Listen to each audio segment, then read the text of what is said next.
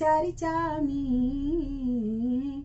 सजनवा हमरो के बलमुआ हमरो के ले चाली शिव गुरु के चर्चा में। शिव गुरु भीर जैबे करम दिल में श्रद्धा पार बा। शिव गुरु के महिमा से ही सिंदूरा सजले हमार बा। शिव गुरु के महिमा से ही सिंदूरा सजले हमार बा। गाँव गुतनिया जाते बाड़ी, गाँव गुतनिया जाते बाड़ी शिव गुरु के चर्चा में।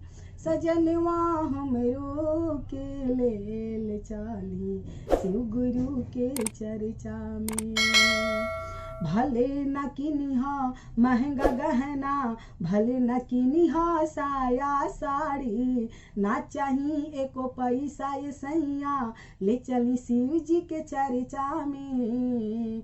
अब की बात न मान मिसैया, अब की बात न मान मिसैया ले चल शिव गुरु चर्चा में।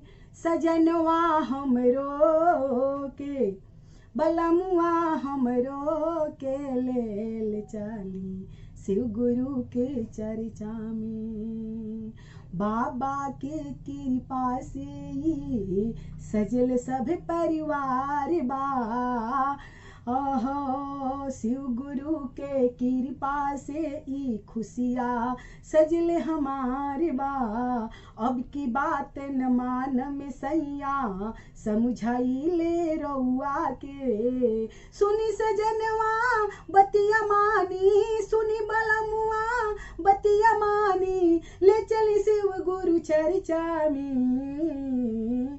सजनवा हमरो के बलमुआ हमरो के ले चाली शिव गुरु के चर्चा में।